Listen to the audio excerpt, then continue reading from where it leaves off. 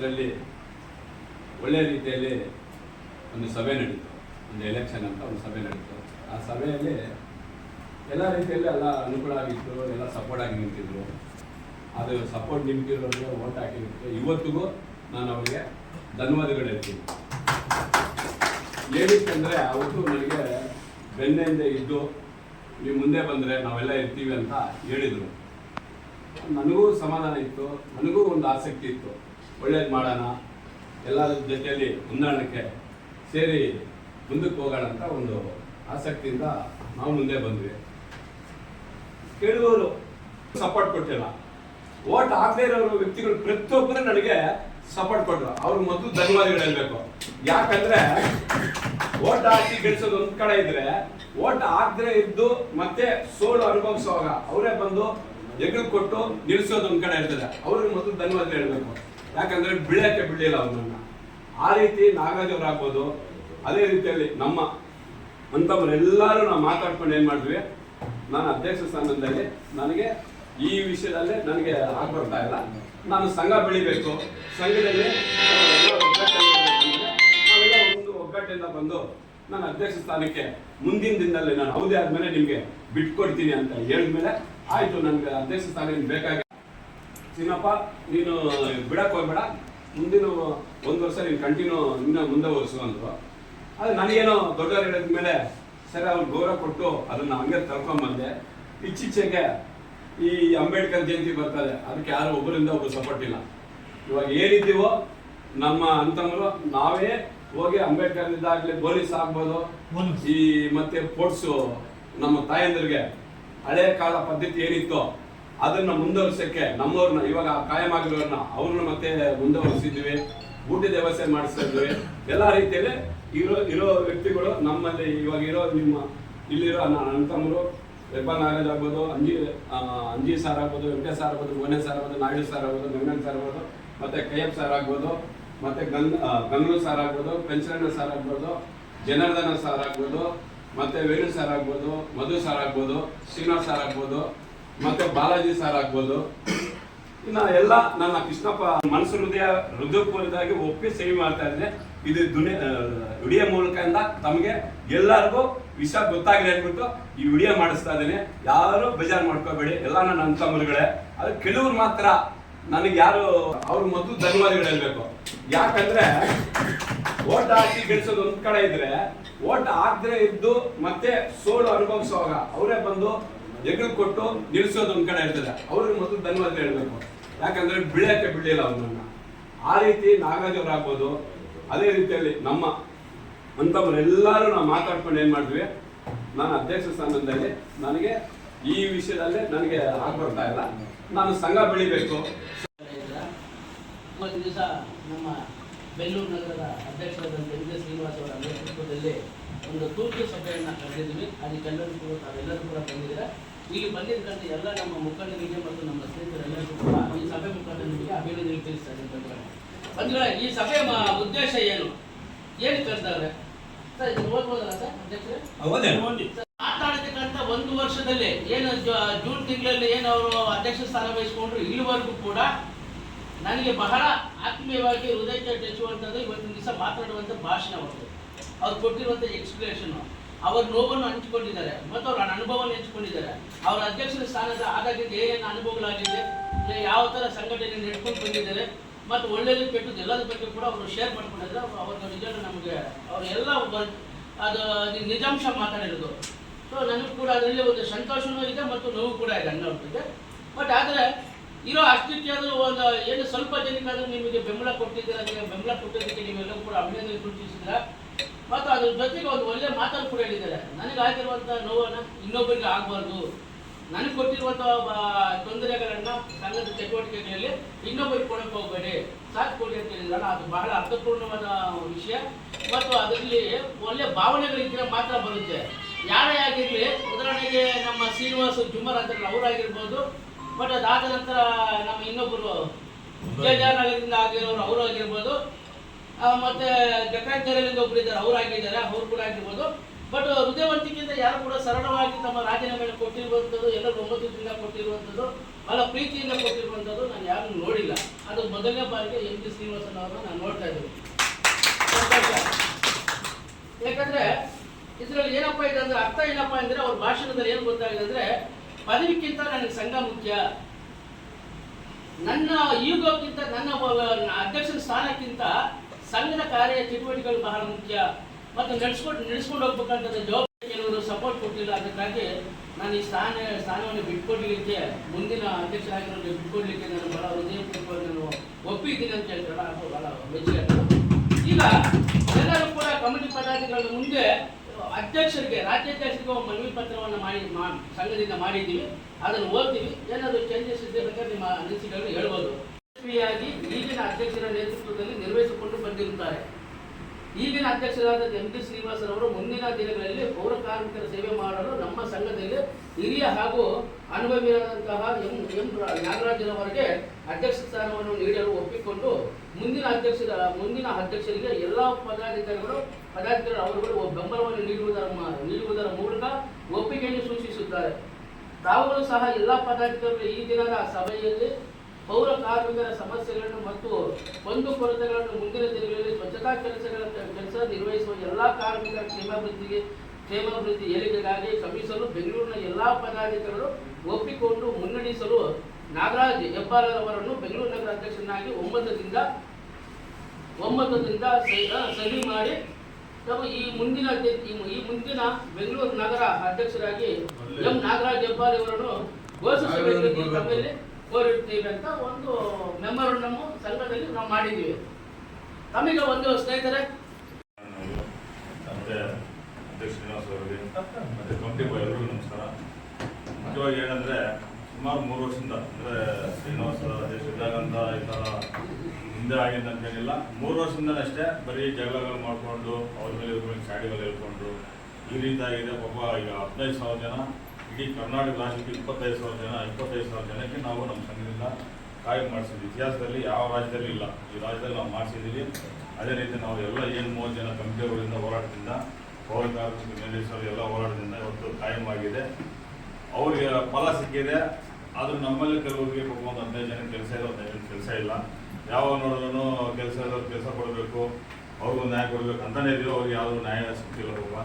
ಹಾಗಾಗಿ ನಮ್ಮ ವ್ಯಕ್ತಿವಾಗಿ ಜನ ಈ ವ್ಯಕ್ತಿ ಮೇಲೆ ಅಂತ 15,000 ಜನ ಅವ್ರು ನಂಬ್ಕೊಂಡಿಲ್ಲ. ಸಂಘ ಅನ್ನೋದು ಏನು ಮೈಸೂರಿನ ಸಂಘ ಇದೆಯಲ್ಲ ಆ ಸಂಘ ನಂಬ್ಕೊಂಡಿದ್ದಾರೆ. ಅವ್ರು ಇನ್ನೂ ಈ ಹಿಂದೆ ಏನು ಸರ್ಕಾರದಿಂದ ಏನೇನು ಬರೋ ಸೌಲಭ್ಯಗಳೆಲ್ಲ ಬರಬೇಕು, ಅವ್ರಿಗೆ ನಿವೇಶಗಳಾಗಲಿ ಇಲ್ಲ ಅವ್ರ ಮಕ್ಕಳು ವಿದ್ಯಾಭ್ಯಾಸ ಆಗಲಿ ಮತ್ತು ಅವ್ರಿಗೆ ಇನ್ನೂ ಕೆಲಸ ಉತ್ತರ ಇದೆ. ಏನು 26,000 ಜನ ಇರೋ ಜಾಗದಲ್ಲಿ ಬರೀ 14,000 ಜನ ಅಂತ ಕೆಲಸ ಮಾಡ್ತಾ ಇದ್ದಾರೆ.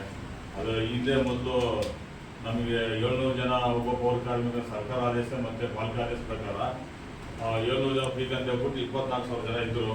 24,000 ಜನದಲ್ಲಿ ಈಗ 14,000 ಜನ ಇದೆಯಲ್ಲ.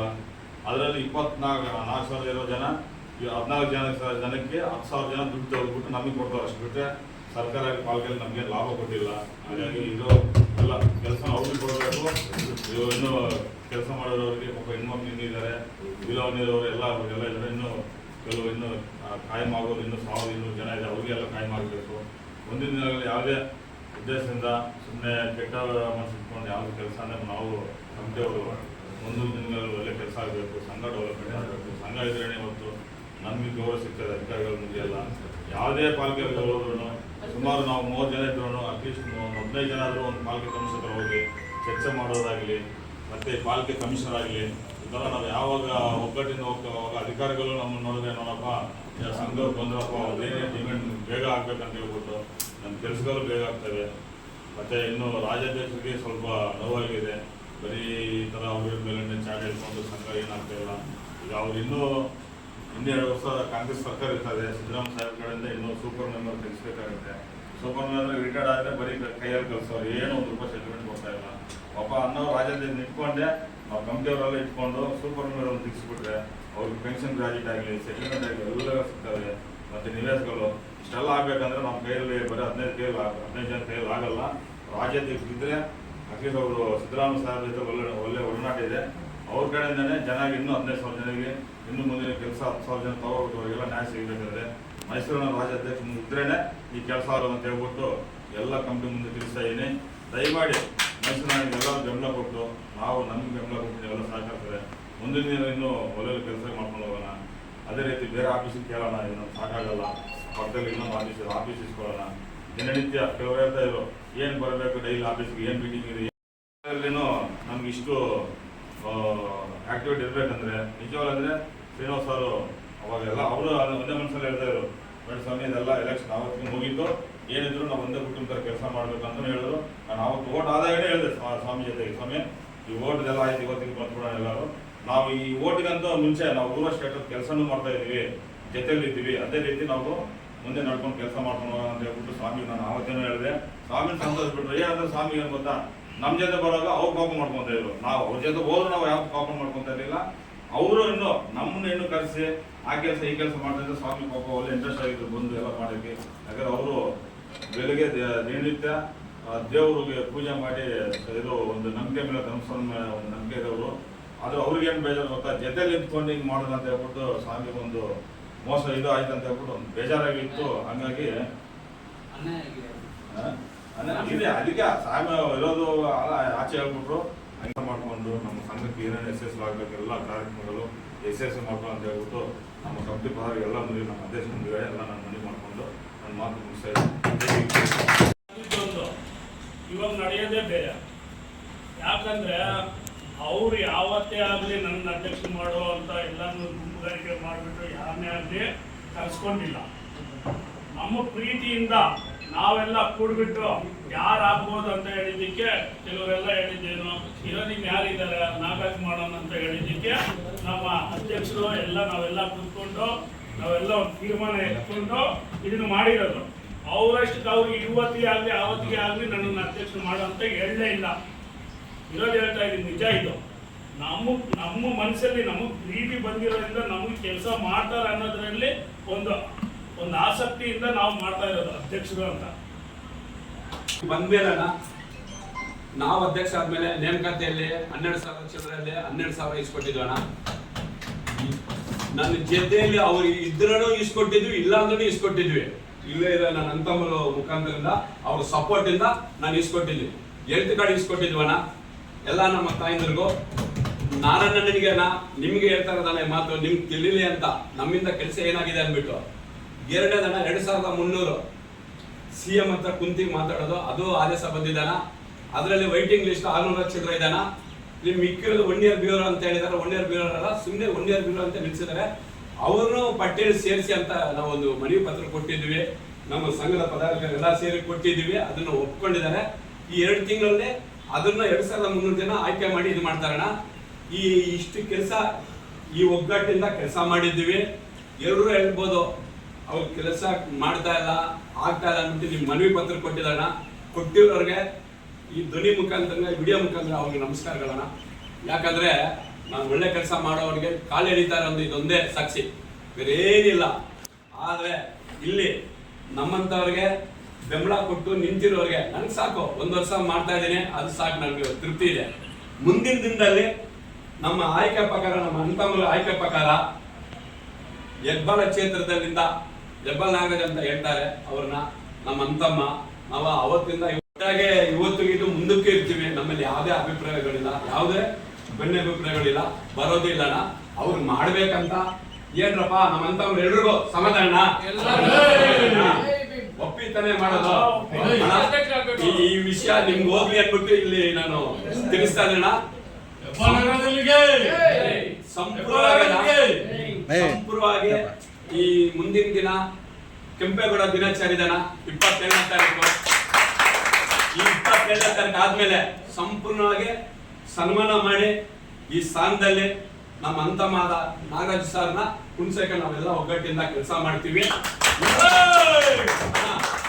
ಬಿಟ್ಟು ಬೇರೆಯವರು ಆಗ್ತೀನಿ ಅಂದ್ರೆ ನಾವ್ ಯಾರು ಬಿಟ್ಕೊಡಲ್ಲ. ನಿಮ್ಗೆ ನೇರವಾಗಿ ಹೇಳ್ತಾ ಇದ್ವಣ್ಣ, ಈ ಸಂಘಕ್ಕೆ ಕಷ್ಟಪಟ್ಟಿದ್ವಣ್ಣ, ಈ ಬೆವರು ಸುರಿಸಿದ್ವಣ್ಣ. ನಾವು ಯಾವ ಮೊದಲನೇ ಸರ್ ನಾನೇ ಸಿಗ್ನೇಚರ್ ಮಾಡ್ತೀನಣ್ಣ.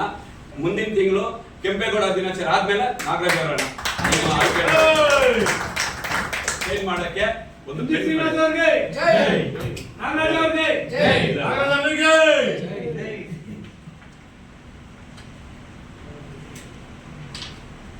ಹಂಗ ಇಲ್ಲ ನಾವು ವಿಡಿಯೋ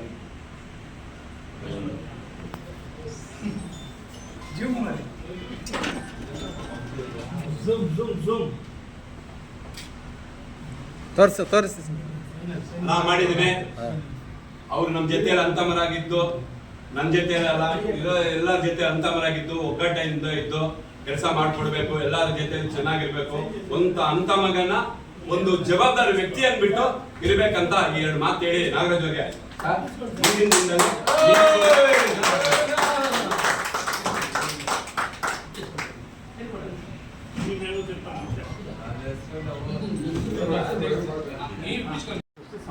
ಗುತ್ತಿಗೆದಾರರ ಮಾತಾಡಿ ಬಾಲಾಜಿಗೆ ತಿಂಗಳಂತಕ್ಕೆ ಏನಾದ್ರು ಮೆಡಿಸಿನ್ಗೆ ಬರೋ ತರ ಅವ್ರ ಹೆಸರಿಗೆ ಏನೋ ಒಂದು ಅಮೌಂಟ್ ಬರೋ ತರ ತಿಂಗಳಂತ ಮಾಡ್ಬೇಕಂತ ಬಾಲಾಜಿ ಮನವಿ.